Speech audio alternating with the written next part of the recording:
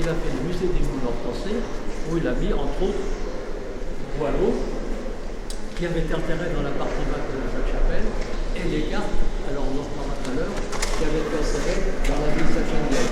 L'abbaye Sainte-Geneviève qui a été détruite à la Révolution. L'abbaye Sainte-Geneviève est devenue provisoire. Enfin, c'est une procure. Donc, à la fin de la Révolution, on va fermer le musée des monuments français, et on va ramener ce qui avait été mis dedans, d'où ça venait, quand ça existait encore. Quand ça n'existait plus, ce qui est le cas aussi bien de Boileau que de Descartes, ils se sont retrouvés ici. Boileau, sans doute, un peu question parce que Paris était de sa famille. Descartes, c'est plus logique dans la mesure où Descartes était Descartes est un grand savant, c'était un grand croyant aussi. Descartes a découvert l'optique géométrique, mais il paraît-il même essayé de démontrer l'existence de Dieu. Et donc, comme les moines ici, je vous ai parlé des bénédictins maurices dont on leur parlait tout à l'heure, étaient de grands intellectuels, il y avait une certaine logique d'en mettre Descartes ici à Saint-Germain-des-Prés, d'autant plus que c'est à 200 mètres de là où il était au musée des monuments français. Donc je pensais qu'il y a une logique matérielle et spirituelle qui s'ajoute. Ça, c'est vrai ça aussi. Matériel et spirituel. Donc voilà, on va poursuivre. Alors maintenant je vous montre une dernière chose. Moi je suis un peu fanat de chapiteaux, alors je suis désolé pour vous si vous n'aimez pas. Vous voyez ici, vous voyez ce chapiteau, ces oiseaux qui grattent une tête de la femme. Et là, c'est pas une oiseau, monsieur, je vous rassure. Je vous rassure parce que c'est trop chaud. L'oiseau représente l'esprit de Dieu. Il y a un monsieur au troisième, je crois que c'est sacré parce qu'il bouffe tout le monde, hein, mais là il dit l'aigle représente Dieu, parce que c'est le seul oiseau qui peut voler en regardant le soleil de Pâques. Bon, je dis comme ça à l'époque. Hein. Donc ici c'est intéressant parce que nous sommes dans le cœur. Et donc vous voyez, ça représente vraiment un symbole. Et bien vous voyez, en fait ce chapiteau c'est la suite de celui-là. Et vous connaissez peut-être ce chapiteau, c'est Zachée. Vous n'êtes pas percepteur? Zachée volait tout le monde à l'époque.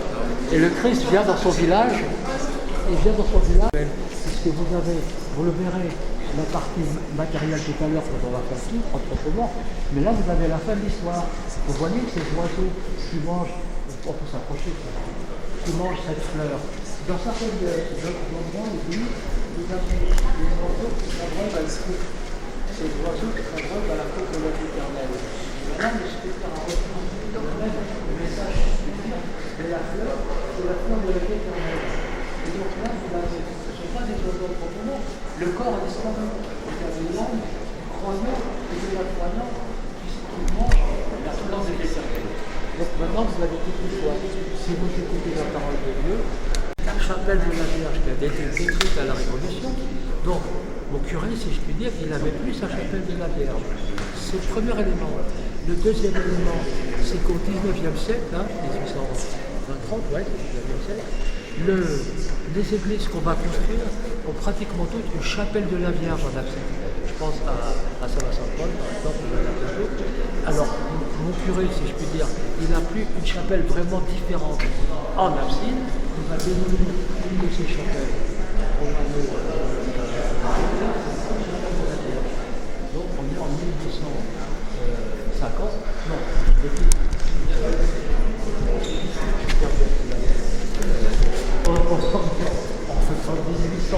1820, 1830. Trop bien que je parle trop vite. On est après la Révolution, forcément. Donc 1820-1830, les peintures, ce sont des grisailles. Grisailles, c'est que du noir et du blanc, mais qui donne un effet tridimensionnel. Fait par M. Halle en 1827, et qui présente l'adoration par le voyage et la présentation au temple. Et vous avez cette pierre, qui est faite par M. Dufatou en 1824, et vous voyez la Vierge. Les vierges romanes, c'est des vierges assises, et le point fort de leur reproduction, c'est l'enfant Jésus qui est sur les genoux de sa mère. Avec Saint Bernard, qui va dire la Vierge est la personne la plus importante après Dieu, bien sûr. La Vierge devient le centre de leur reproduction. Et c'est la Vierge penchée qui tient son enfant sur les bras et qui lui fait des sourires. Moi je dis c'est la Vierge maman. La Vierge maman de Jésus. Alors, après la Renaissance, en particulier au XIXe, ça va devenir beaucoup plus hiératique. Et la présentation que vous avez là, c'est la mère de Dieu qui présente son enfant au monde. Vous voyez l'évolution de la représentation. Alors maintenant, on va passer par là. Alors, je vais vous en parler avant parce que vous verrez, qui viennent en fait de la fameuse chapelle de la Vierge. Oh là là, c'est pas. Il faudra interdire toutes les visites avec le bon, tant mieux pour l'église.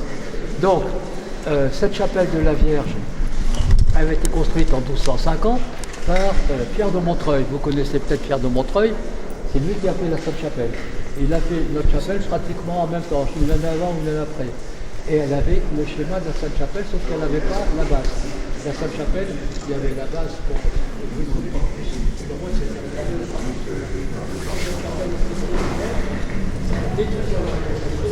Et les pierres vendues comme Pierre va dire, les vitraux ont disparu, enfin ils n'ont pas disparu, mais ils se trouvent, paraît-il, à Baltimore et au Metropolitan Museum. Si vous allez à New York, vous les verrez. Et il en reste petit un ou deux à Londres, ils ont été disparus. Et il y en a deux qu'on retrouve ici, donc c'est des vitraux gothiques, donc qui datent du XIIIe siècle.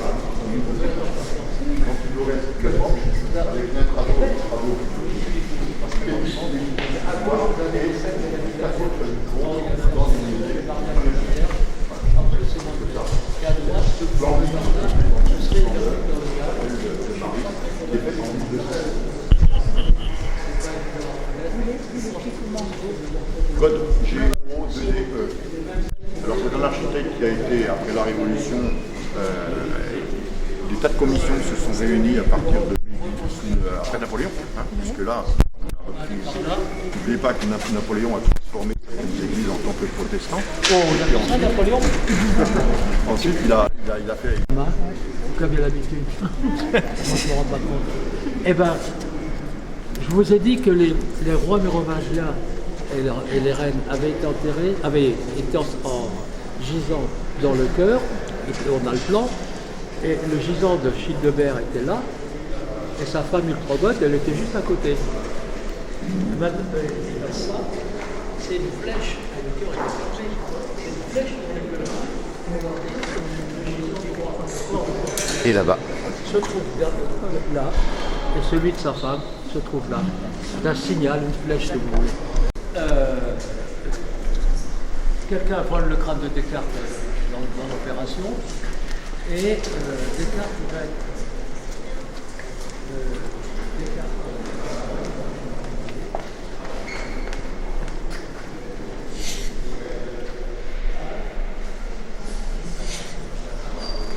Oui, maintenant, oui, en fait, je cherchais le carte intermédiaire. Il va être mis au musée de l'homme. Ce sera traduit sur une lampe là-bas. C'est la mienne. Il va être mis au musée de l'homme à la porte de Vincennes, et maintenant il est... Non, c'est le train. Il va être mis ici. Il va être mis ici parce que c'est...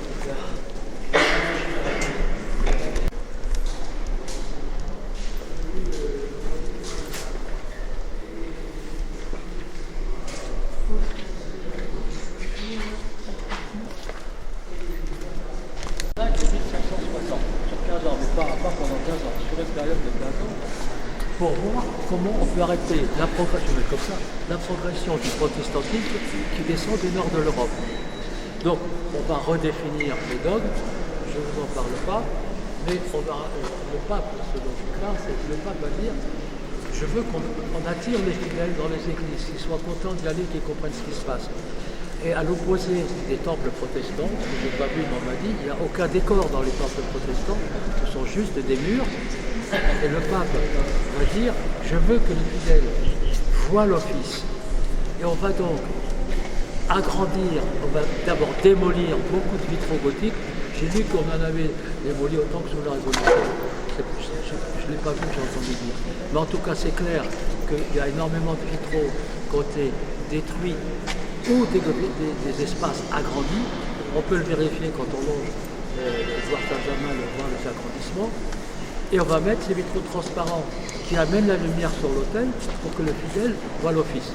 Alors ici, c'est exceptionnel, hein. C'est du néo-gothique ça. Hein. Mais vous pouvez regarder dans la nef l'agrandissement des vitraux, pareil dans le chœur. Donc de la lumière. le pape dit, je veux que les fidèles chantent pour remettre les ordres. Le prêtre va s'adresser aux fidèles depuis la chair.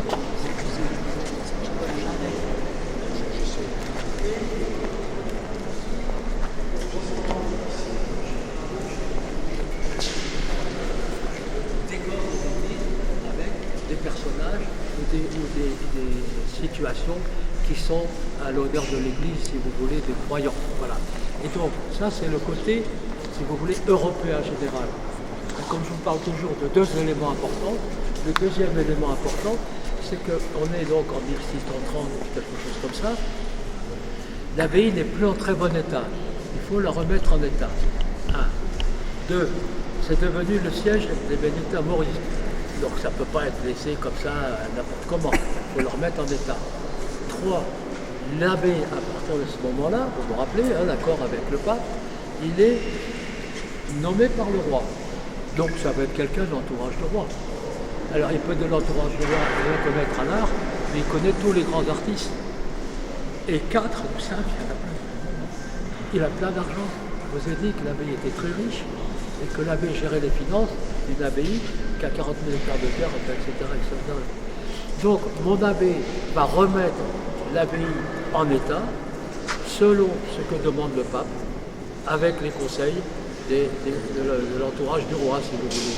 Et on va trouver ici beaucoup de sculptures et de peintures faites par les grands artistes.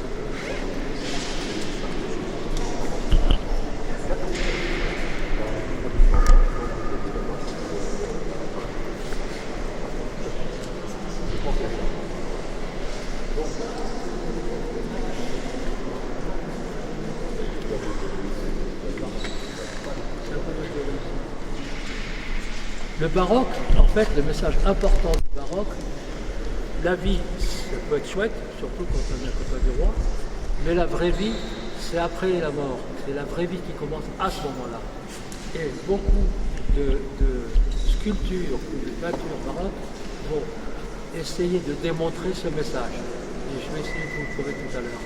Et c'est pour ça, d'ailleurs, il faut le faire tout de suite, d'ailleurs, que dans ces représentations sculpture, vous avez ces rideaux. Vous voyez, c'est le rideau du théâtre.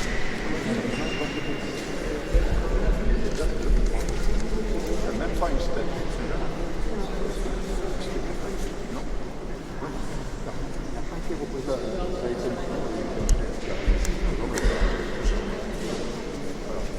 À côté, c'est le premier des autres trouvés. Jésus, cardinal, conseiller du pape à Rome.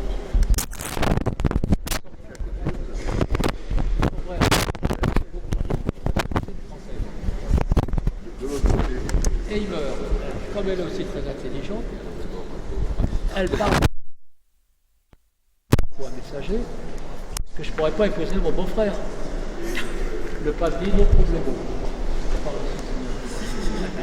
Et il le délie de ses vœux, il le renvoie en Pologne, où il se fait élire. C'est une monarchie élective. Il se fait élire roi de Pologne, il épouse sa belle-sœur. Bon, il se bat contre les Tatars, les Cosaques, etc. Ils ont des enfants. Elle meurt. Il est très triste. Mais il connaissait Louis XIV. À l'époque, quand on connaît Louis XIV, pour le piston, il n'y a pas mieux. Il s'exile en France, il va voir Louis XIV, il dit « Votre Majesté, est-ce qu'il n'y aura pas un petit job pour moi, s'il vous plaît ?» Et Louis XIV, bien sûr, abbé de Saint-Germain-des-Prés, ça vous tente ? C'est une énorme abbé. Ah, merci, Votre Majesté. Et il devient abbé de Saint-Germain-des-Prés. Voilà son histoire. Il a retrouvé une petite princesse après, la veuve du maréchal. Vous apercevez qu'ils ont tous des ailes. Le bœuf, il n'a pas d'ailes. Non, c'est vrai. Donc un homme avec des ailes, ça existe. Oui, voilà. Et puis bien sûr, Samar, le lion Samar, il a aussi des ailes. Ils sont tous ailés. Puisque, on va avec le style. N'oubliez pas que dans une église, il faut toujours... Oui, c'est vrai. Dieu, il est là-haut. Il n'est pas sous vos pieds. Voilà. Là-haut, vous avez les archons. Il y a Saint-Michel, Gabriel, Gabriel. Alors, dans les piliers, là,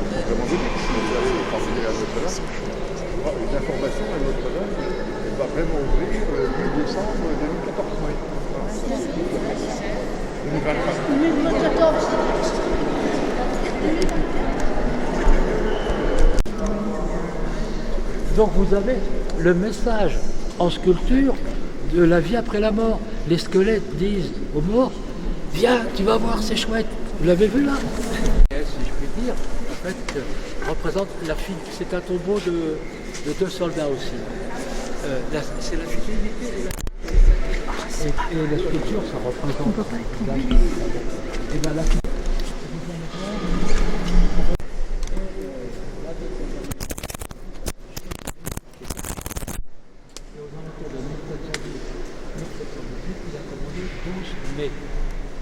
Et ces mai, ce sont des tableaux qui donnent des scènes de la Bible. Hein. Et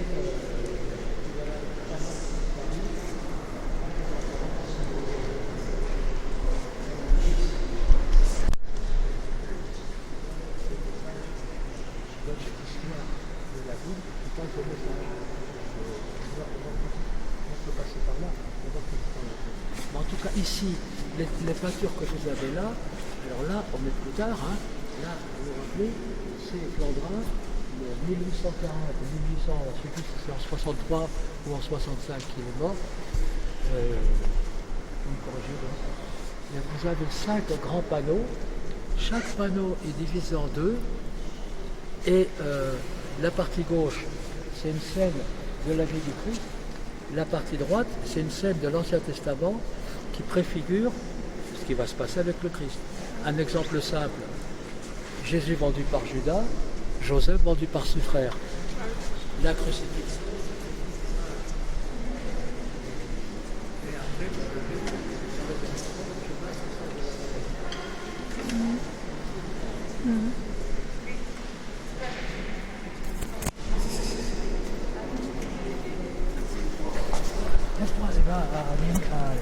Ninive, je vais détruire cette ville. Jonas, tu vas, oui. Jonas, il va au port. Au lieu de prendre le bateau pour Ninive, il prend le bateau pour Pétaouchna. Dieu est furieux. Une grosse tempête. Jonas dit, c'est ma faute. Il va voir les marins. Il dit, vous savez, c'est ma faute, je ne suis pas oublié. Et les marins le jettent dans l'eau. Et la baleine vient qui avale Jonas. Mais c'est pas pour le manger. Dieu envoie la baleine pour sauver Jonas. Et il va rester 3 jours dedans, comme le Christ dans son canot. Il va le rejeter, elle va le rejeter sur les rives de Ninive. Et il va convertir les habitants. Et il crevait, il fait chaud. Il monte sur la colline, il dit bon ben je vais attendre pour voir si Dieu peut garder. Oh j'ai chaud, tant qu'il y a un arbre qui le pousse dans le dos. Merci Seigneur, maintenant je vais pouvoir attendre plus longtemps. Bah alors, il n'y a rien qui se passe. Son arbre sèche. Il dit Seigneur, qu'est-ce que j'ai fait de mal? Et Dieu lui parle, et Dieu lui ramasse. Maintenant que vous avez compris leur faute, qui regrette et qui ne recommence pas, et changer la vie, je ne détruirai pas cette ville, je ne détruirai pas ses habitants. Donc vous avez le message, si vous avez compris le message. Vous pouvez faire pas toutes les bêtises que vous voulez. Si vous faites des grosses bêtises, que vous les regrettez, que vous ne recommencez pas, vous irez au paradis jusqu'à la dernière minute. Mais attention, vous ne savez pas quand c'est la dernière minute. Alors,